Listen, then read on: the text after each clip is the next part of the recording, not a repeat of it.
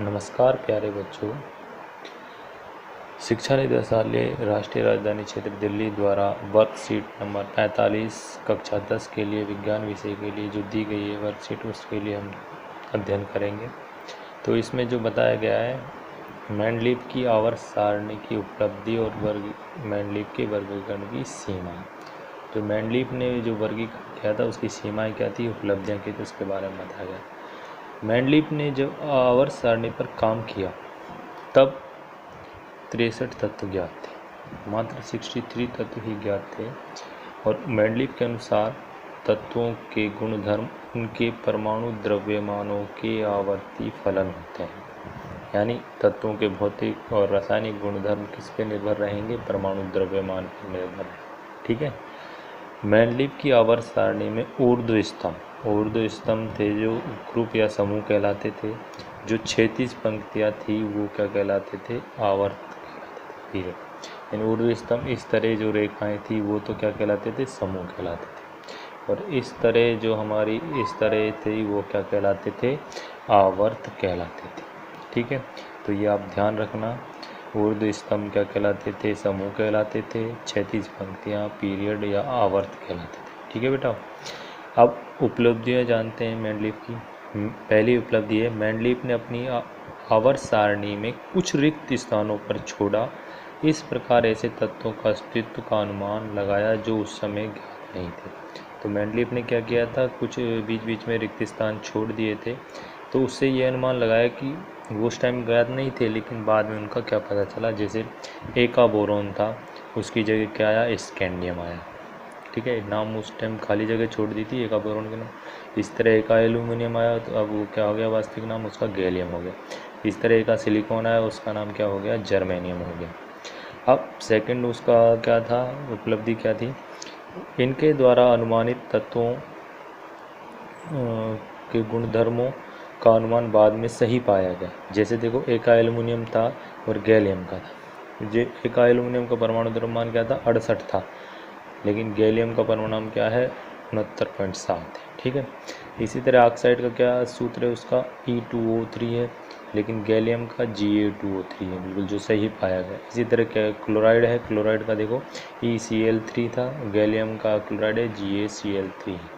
ठीक है। तो इस तरह जो मैंडलीव ने आवर्त सारणी खोज की थी और उसके बाद अनुमान लगाया था, अनुमान के बाद उनके गुणधर्म बिल्कुल सही पाए। तीसरा गुणधर्म है, उपलब्धि है उसकी, मैंडलीव की आवर्त सारणी में उत्कृष्ट गैसों की खोज बाद में हुई, को भी पिछली अवस्था में छेड़े बिना नए समूह में रखा जा सका। यानी जो उत्कृष्ट गैसों की खोज हुई उसकी भी बाद में क्या हुई, बाद में खोज हुई, लेकिन उनको बिना छेड़े ही लास्ट में रख दिया गया कि हमारी उत्कृष्ट गैस है, नोबल गैस है।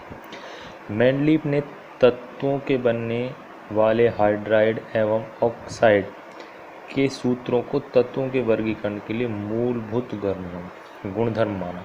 यानी जो हाइड्राइड बने या ऑक्साइड बने तो तत्वों के वर्गीकरण के लिए उन्हें मूलभूत गुणधर्म माना। इस कारण से ये सारी की सारी उपलब्धियां थीं। अब उनकी सीमाओं के बारे में चलते हैं। सीमाएं पहले देखते हैं। मैंडलीव ने अपनी आवर्त सारणी में हाइड्रोजन की स्थिति का सही नहीं पता लगा सके, क्योंकि हाइड्रोजन के गुणधर्म क्षार धातुओं और हैलोजन दोनों से मिलते जुलते हैं। यानी वो ये नहीं कर पाए कि हाइड्रोजन है जो हमारा क्षार धातु तत्व है या हैलोजन, तो उनमें आपस में डिफरेंस नहीं कर पाए। क्षारीय धातुओं की भांति हाइड्रोजन भी हैलोजन, ऑक्सीजन, सल्फर के साथ एक जैसे सूत्र वाले यौगिक बनाता है। यहाँ देखो हाइड्रोजन के यौगिक और ये सोडियम के यौगिक। हाइड्रोजन के यौगिक हाइड्रोजन क्लोराइड बनेगा, सोडियम, ये हाइड्रोजन क्लोराइड बन रहा है, ये सोडियम क्लोराइड बन रहा है। ये हाइड्रोजन ऑक्साइड बन रहा है, ये नाइट्रोजन ऑक्साइड बन रहा है। ये हाइड्रोजन सल्फाइड बन रहा है, ये नाइट्रोजन सल्फाइड बन रहा है। तो इस तरह इनमें आपस में वो क्या नहीं कर पाया, डिफरेंस नहीं कर पाया, विभिन्नता नहीं कर पाया। हैलोजन की भांति हाइड्रोजन भी द्विपरमाणु अणु है, धातु और अधातु के साथ अभिक्रिया कर सहसंयोजी यौगिक बनाता है। हैलोजनों की भांति हाइड्रोजन भी क्या है, द्विपरमाणु अणु है और धातु अधातु के साथ अभिक्रिया करके बनाता है, सहसंयोजी यौगिक बनाता है। जैसे कार्बन बनाता है, इसी तरह ये सहसंयोजी यौगिक बनाता है।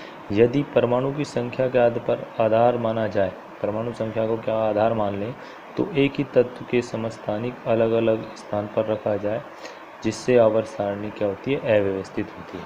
और दूसरा गुण क्या था, एक परमाणु संख्या को आधार मान लिया जाए तो एक ही तत्व के समस्थानिकों को अलग अलग जगह रखा है, जिससे आवर्त सारणी क्या हो गई, अव्यवस्थित हो गई, यानी उन्होंने समस्थानिकों को एक उचित स्थान नहीं दे पाए। दूसरी एक उनकी कमी थी। तीसरी कमी क्या थी, एक तत्व दूसरे तत्व तक के बढ़ने के बाद भी परमाणु द्रव्यमान नियमित रूप से नहीं बढ़ता, यानी परमाणु द्रव्यमान लगातार बढ़ना चाहिए, लेकिन एक तत्व से दूसरे तत्व तक परमाणु द्रव्यमान नियमित रूप से नहीं बढ़ता था। तो ये उनकी क्या थी, कमी थी। इस प्रकार ये अनुमान लगा पाना संभव नहीं था कि दो तत्वों के मध्य कितने तत्वों की खोज हुई। तो 3 उनकी उपलब्धियां थी, 3 उनकी क्या थी, कमियां थी।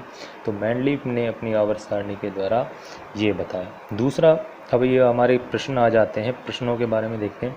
पहला है आवर्त सारणी के जनक। कौन आवर्त सारणी के जनक के नाम से जाने जाते हैं, मेंडलीफ है। इन्होंने कौन से गुणधर्मों का प्रयोग कर तत्व वर्णन के लिए, परमाणु द्रव्यमान के लिए किया था। तो सिंपल सा क्वेश्चन है। अगला क्वेश्चन है, मेंडलीफ ने अपनी आवर्त सारणी में कुछ स्थानों को छोड़ा, इस प्रकार अस्तित्व अनुमान लगाया जा सके उस समय नहीं थे, तो उन तत्वों के नाम लिखिए। तो ये भी बताइए नाम क्या दिए। तो वो तत्व थे, एक का बोरॉन स्कैंडियम है, एक का एल्युमिनियम गैलियम है, एक का सिलिकॉन जर्मेनियम है। तो ये हम कर लेंगे आसानी से। मेंडलीफ की आवर्त सारणी की उपलब्धियाँ, 3 उपलब्धियाँ थी, ठीक है। और मेंडलीफ आवर्त सारणी की सीमाएं क्या थी, 3 सीमाएं थी। तो ये बिल्कुल ही बहुत अच्छा क्वेश्चन है। इन क्वेश्चनों को आसानी से देखो और ध्यान से पढ़ते हुए सॉल्व करो। धन्यवाद।